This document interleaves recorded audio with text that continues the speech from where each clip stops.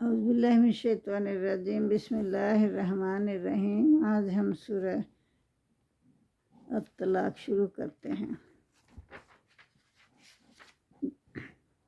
یا ایھا النبی، اے نبی، اذا طلقتم النساء، جب تم طلاق دو عورتوں کو۔ یہ اللہ تعالیٰ محمد صلی اللہ علیہ وسلم سے فرما رہے ہیں کہ مسلمانوں سے کہہ دیجئے کہ جب تم عورتوں کو طلاق دینے لگو تو کیا کرنا ہے؟ فَطَلِّقُوهُنَّ لِعِدَّتِهِنَّ، تو ان کی عدت کے وقت دو۔ وَأَحْصُوا الْعِدَّةَ، اور ان کی عدت کو شمار کرو، یعنی کہ یاد رکھو۔ وَاتَّقُوا اللَّهَ رَبَّكُمْ، اور اللہ سے ڈرو جو تمہارا رب ہے، اپنے رب سے ڈرو، جو اللہ ہے تمہارا رب ہے، اس سے ڈرو۔ لَا تُخْرِجُوهُنَّ مِن بُيُوتِهِنَّ وَلَا يُخْرِجْنَ إِلَّا أَن يَأْتِينَ بِفَاحِشَةٍ مُبَيِّنَةٍ، تو نہ وہ گھر سے نکلیں، جب طلاق دے دو نا تو فوراً وہ گھر سے نہ نکل جائیں، نہ تو مجبور کرو ان کو گھر سے نکلنے کے لیے، یہاں تک کہ وہ کوئی بے حیائی کا کام کریں، کھلی بے حیائی کا کام کریں تو پھر ان کو نکالنا بھی چاہیے، ورنہ ان کو نہیں نکال سکتے آپ۔ وَتِلْكَ حُدُودُ اللَّهِ، یہ اللہ کی حدود ہیں جو اللہ نے قائم کر دی ہیں۔ وَمَن يَتَعَدَّ حُدُودَ اللَّهِ، اور جو اللہ کی حدود کو توڑے گا تو فَقَدْ ظَلَمَ نَفْسَهُ، تو پھر بے شک اس نے اپنے آپ پر ظلم کیا۔ اللہ کی حدود کو توڑا، اپنی ذات پر ہی اس نے ظلم کیا۔ لا تدری لعل اللہ یحدث بعد ذلک امرا، تو نہیں جانتا، یعنی کوئی بھی طلاق دینے والا یہ نہیں جانتا کہ شاید اللہ تعالیٰ پیدا کر دے اس کے بعد کوئی سبیل کی بات پیدا کر دے، کوئی سبیل پیدا کر دے، کوئی راستہ نکال دے ان کے لیے، اور وہ پھر باہم میاں بیوی کی طرح رہنے لگ جائیں۔ فَإِذَا بَلَغْنَ أَجَلَهُنَّ فَأَمْسِكُوهُنَّ بِمَعْرُوفٍ، جب تک وہ پہنچ جائے اپنے عدت کو، جب تک وہ اپنے عدت کو نہ پہنچ جائے تو ان کو اپنی زوجیت میں رکھو۔ اور فارقوہن، پھر اس کے بعد ان کو جدا کر دو، اگر جدا کرنا چاہو بِمَعْرُوف، اچھے طریقے سے۔ وَأَشْهِدُوا ذَوَا عَدْلٍ مِّنكُمْ وَأَقِیمُوا الشَّهَادَةَ لِلَّهِ، اور گواہ رکھو دو معتبر بندوں کو اپنوں میں سے، اس بات کی گواہ رکھو اور قائم کرو اقیموا الشہادۃ، اللہ کے لیے گواہی، یعنی اللہ کے لیے گواہی دو، سچی گواہی دو۔ ذالک یوعظ بہ، اور یہ اس کے اللہ تعالیٰ تم میں نصیحت کرتا ہے۔ من کان یؤمن باللہ والیوم الآخر، اور جو اللہ اور یوم آخر پر ایمان رکھتا ہے۔ ومن یتق اللہ یجعل لہ مخرجا، تو جو اللہ سے ڈرے تو اللہ تعالیٰ پیدا کر دے گا اس کے لیے نکلنے کا راستہ، کوئی نہ کوئی سبب بنا دے گا اللہ تعالیٰ، رنج و غم سے نکال دے گا اللہ تعالیٰ اسے۔ وَيَرْزُقْهُ مِنْ حَيْثُ لَا يَحْتَسِبُ، اور اس کو وہاں سے رزق دے گا جہاں سے اسے گمان تک نہ ہوگا۔ وَمَن يَتَوَکَّلْ عَلَى اللَّهِ فَهُوَ حَسْبُهُ، اور جو بھروسہ کرے گا اللہ پر تو اللہ اس کے لیے کافی ہے۔ ان اللہ بالغ امرہ، بے شک اللہ کا حکم تو پورا ہو کر رہتا ہے۔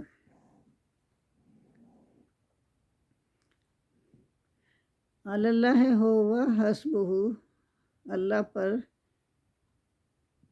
تو وہ کافی ہے اس کو، اگر وہ اللہ پر توکل رکھے گا نا تو وہ اللہ جو ہے اس کے لیے کافی ہے، اور اس کو کسی کی ضرورت نہیں۔ من یتوکل علی اللہ فہو حسبہ، جو اللہ پر بھروسہ رکھے گا تو اس کے لیے اللہ کافی ہے۔ ان اللہ بالغ امرہ، اور بے شک اللہ اپنا حکم پورا کر دیتا ہے۔ تجعل اللہ لکل شیء قدرا، اللہ نے ہر چیز کا اندازہ مقرر کر رکھا ہے۔ واللائے یئسن من المحیض من نسائکم ان ارتبتم فعدتہن ثلاثۃ اشہر۔ اس میں کیا فرما رہے ہیں اللہ تعالیٰ؟ آیت نمبر 4 ہے یہ، اس میں اللہ تعالیٰ فرما رہے ہیں کہ وہ عورتیں یا اسنا نا امید ہو گئی ہیں، یعنی جن کو حیض نہیں آتے، حیض سے وہ نا امید ہیں، بڑی عمر کی ہو گئی ہیں، نسائکم تمہاری عورتوں میں سے، تو پھر تب تم اگر تمہیں شک ہو ان کی عدت کے بارے میں، مطلب حیض تو انہیں آ نہیں رہے تو عدت کا کیسا انداز ہوگا، تو اگر تمہیں شک ہو تو پھر اس کا کیا کرنا ہے، تو ان کی عدت جو ہے 3 ماہ ہے، 3 مہینے ان کی عدت اللہ تعالیٰ نے رکھی ہے۔ واللائے لم یحد، اور جن عورتوں کو ابھی ماہواری آئی نہیں، تو ان کے لیے اللہ کا حکم ہے کہ ان کی عدت بھی یہی اللہ نے مقرر کی ہے، یعنی جیسے یہ ان کی ہے نا، جن کی ختم ہو گئی ہے ماہواری، جو عدت ان کی ہے، یعنی ان کی کتنی ہے 3 ماہ، تو ان کی بھی 3 ماہ رکھی ہے جن کو نہیں، شروع ہی نہیں ابھی ہوئے۔ ایدانہ حملہن، تو پھر وَأُولَاتُ الْأَحْمَالِ أَجَالُهُنَّ، اور ایدانہ حملہن وَمَن يَتَّقِ اللَّهَ يَجْعَل لَّهُ مِنْ أَمْرِهِ يُسْرًا، اور جو اللہ سے ڈرے تو اللہ اس کے لیے اپنا کام میں آسانی پیدا فرما دے گا۔ وہ یہ کہہ رہے ہیں کہ جس عورت کو حمل ہو تو اس کا حمل جب ہو جائے تو اسی وقت اس کی عدت ختم ہو جاتی ہے۔ ذالک امر اللہ ہے، یہ حکم ہے اللہ کا، انزلہ، اس نے نازل کیا، الیکم، تم پر، ومن یتق اللہ، اور جو اللہ سے ڈرے، یکفر عنہ، اللہ دور کر دے گا اس سے سیئات ہی، اس کی ساری برائیاں، وَيُعْظِمْ لَهُ اجرا، اور اس کو بڑا اجر دے گا۔ اسکنوہن من حیث سکنتم من وجدکم ولا تضروہن لتضیقوا علیہن، پھر اللہ تعالیٰ فرما رہے ہیں کہ ان کو، اس کو، جو عورتیں ہیں نا جن کو طلاق دی ہے تو ان کو رکھو، ان کو ایسے جیسے تم خود رہتے ہو، جس جگہ پہ تم رہتے ہو نا اسی جگہ پہ رکھو، اور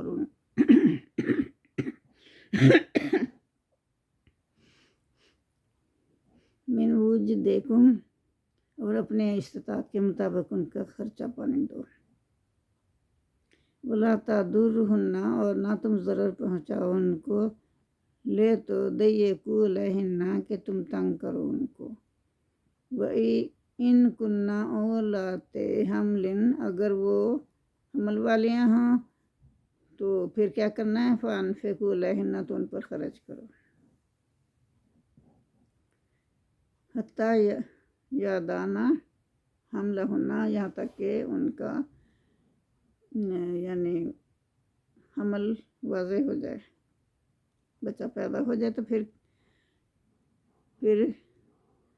اللہ تعالیٰ فرما رہے ہیں، پھر ان اردانہ، پھر اگر وہ دودھ پلائیں، لکم، تمہارے لیے پلائیں گے نا، تمہارا بچہ ہے، فآتوہن اجورہن، تو ان کو ان کا اجر دو، اس کے اجرت دو دودھ پلانے کی، وَأَتَمِرُوا بَيْنَكُم بِمَعْرُوف، اور آپس میں بھلے طریقے سے بچے کے بارے میں پسندیدہ طریقے سے موافقت رکھو۔ وَإِن تَعَاسَرْتُمْ پھر تم اگر ضد کرو گے، فساتر تور دے لہو اخرا، تو پھر دودھ پلائے گی کوئی دوسری عورت، اس کے باپ کے کہنے سے کوئی دوسری عورت دودھ پلا دے گی۔ اگر تمہارا دل نہ کرتا ہو، عورت کا دل نہ کرتا دودھ پلانے کا، تو اس کو اس پہ جبر نہیں کیا جا سکتا، تو اس کو کوئی وہ اپنے اور کوئی انتظام کرے اس کو دودھ پلانے کا، باپ اس کا۔ لِيُنْفِقُ ذُو سَعَةٍ مِّن سَعَتِهِ، اور چاہیے کہ خرچ کرے، اگر وسعت والا ہے تو وہ اپنی وسعت کے مطابق اس پہ خرچ کرے۔ من قدر علیہ، اور جو شخص جو ہے تنگ دستی کا شکار ہے، تو قدر علیہ رزقہ، جو تنگ دستی کا شکار ہے، فَلْيُنْفِقْ مِمَّا آتَاهُ اللَّهُ، تو اس کے مطابق کی خرچ کرے جو اللہ نے اس کو دیا ہے۔ تو اللہ بوجھ تو نہیں نہ ڈالتا کسی پر۔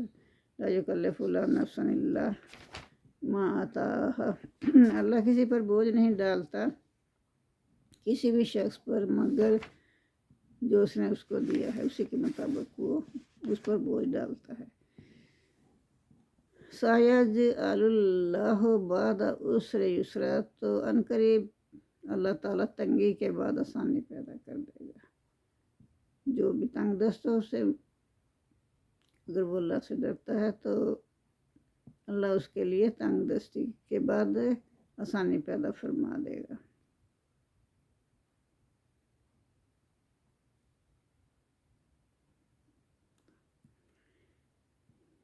آیت نمبر 8 اور 9 میں تو اللہ تعالیٰ نے یہی فرمایا نا کہ طلاق کی عدت کے بارے میں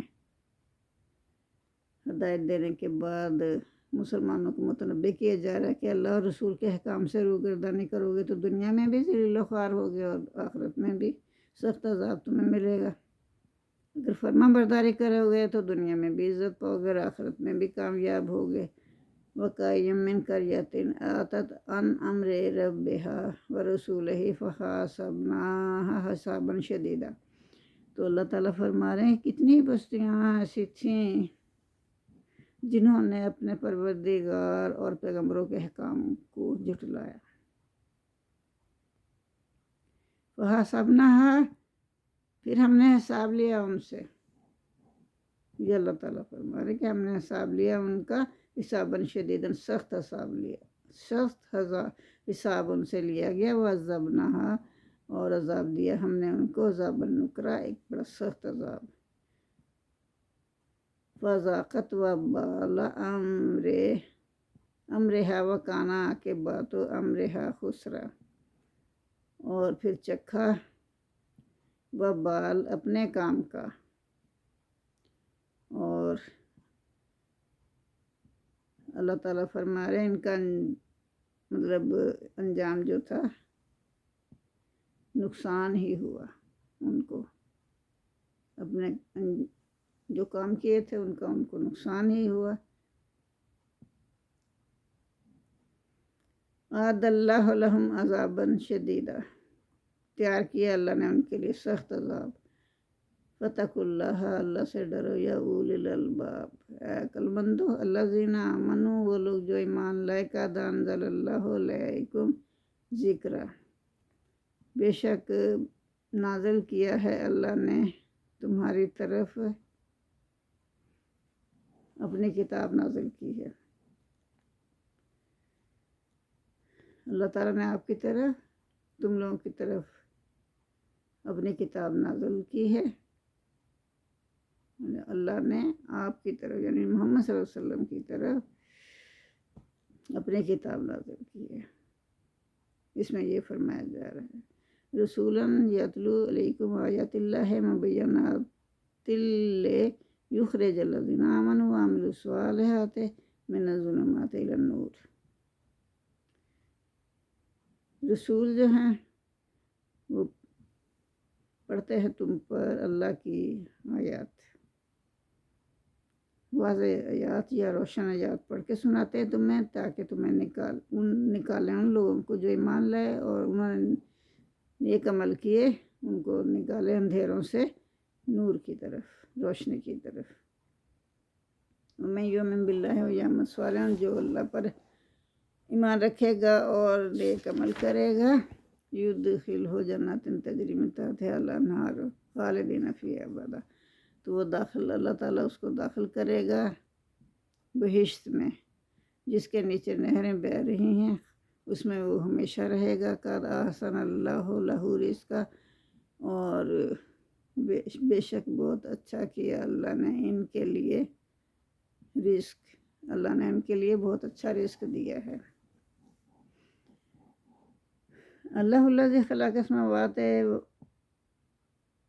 ومن الارض مثلہن، اللہ تو وہ ہے جس نے پیدا کیے 7 آسمان، ومن الارض اور زمینیں بھی 7 ہی اسی طرح، مثلہن اسی طرح کی 7 زمینیں بھی، جیسے 7 آسمان پیدا کیے اسی طرح 7 زمینیں بھی پیدا کی جاتا۔ نزل الامر، نازل کرتا ہے اللہ تعالیٰ اپنا حکم بینہن ان میں، لتعلموا تاکہ جان لو تم ان اللہ علی کل شیء قدیر، کہ اللہ ہر چیز پر قادر ہے، وان اللہ قد احاط بکل شیء علما، اور یہ کہ اللہ اپنے علم سے ہر چیز پر احاطہ کیے ہوئے ہے۔ جزاک اللہ۔ اللہم صلی علی محمد وعلی آل محمد کما صلیت علی ابراہیم وعلی آل ابراہیم انک حمید مجید، اللہم بارک علی محمد وعلی آل محمد کما بارکت علی ابراہیم وعلی آل ابراہیم انک حمید مجید۔ ربنا آتنا فی الدنیا حسنۃ وفی الآخرۃ حسنۃ وقنا عذاب النار، آمین ثم آمین۔ یا میرے پروردگار، یا میرے مولا، یا مشکل کشا، یا رب العالمین، ہماری دعائیں قبول فرمائے اللہ، ہم جو تھوڑی بہت کاوشیں کر رہے ہیں انہیں تو قبول فرمائی۔ میرے پروردگار ہماری غلطیوں کو، ہماری کوتاہیوں کو معاف فرما، ہمارے ایمان میں اضافہ کر، ہمیں ایمان کی دولت سے مالا مال فرما، آمین ثم آمین۔ جزاک اللہ۔